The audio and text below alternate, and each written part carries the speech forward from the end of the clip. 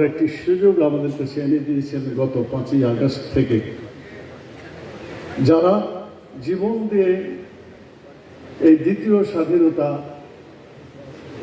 অর্জন করে জনমানুষের ওপর থেকে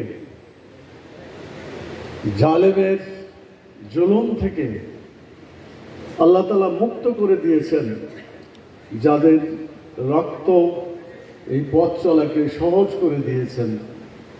শুরুতেই সেই সমস্ত শহীদ ভাই বোনদের শাহাদাতকে আল্লাহ তাআলা কবুল করুন। অসংখ্য আহত হাসপাতালের বেডে, কোথাও কোথাও বাড়িতেই শুয়ে যন্ত্রণায় ছটফট করছে।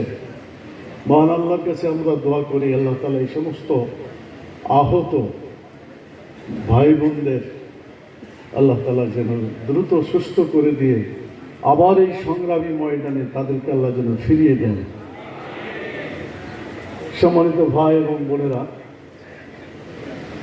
রাসূল সাল্লাল্লাহু আলাইহি সাল্লামের সিরাত একটা ঐতিহাসিক পদচারণা এবং যাত্রা বাংলাদেশ জামাত ইসলামী শুরু থেকেই চালিয়ে যাচ্ছে। রাসূল সাল্লাল্লাহু আলাইহি সাল্লাম তিনি আমাদের জন্য মডেল, তিনি আদর্শ। ব্যক্তি জীবনে, পরিবার জীবনে, সমাজ জীবনে, রাষ্ট্রীয় জীবনে, আন্তর্জাতিক জীবনে যিনি আমাদের মডেল, মুহাম্মদুর রাসূলুল্লাহ সাল্লাল্লাহু আলাইহি সাল্লামের জীবনীকে তার জীবনের চড়াই উতরায় বিভিন্ন পর্যায়ে যে সমস্ত ঘটনা সংঘটিত হয়েছে সেগুলোকে তুলে ধরার জন্য ঢাকা মহানগরী উত্তর যে একটা মহৎ উদ্যোগ নিয়েছেন, আমি মহানগরী নেতৃবৃন্দকে অভিনন্দন জানাই। আমি জানতে পারলাম এই অনুষ্ঠানে যে বিষয়ে প্রতিযোগিতা করার জন্য তারা উদ্যোগ নিয়েছেন, 20,000 পার্টিসিপেন্ট এখানে অংশগ্রহণ করছেন। আলহামদুলিল্লাহ।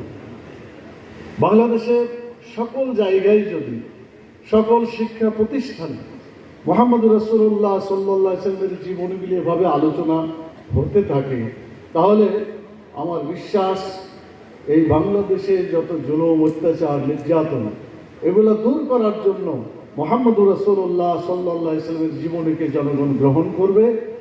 বাতিল মানব তৈরি মতবাদকে উৎখাত করে রাসূল সাল্লাল্লাহু আলাইহি ওয়াসাল্লামের জীবন ব্যবস্থা তথা আল্লাহর দ্বীনকে বিজয়ী করার যে প্রচেষ্টা, ইসলামী রাষ্ট্র প্রতিষ্ঠার যে চেষ্টা, এটা সফল হবে ইনশাআল্লাহ।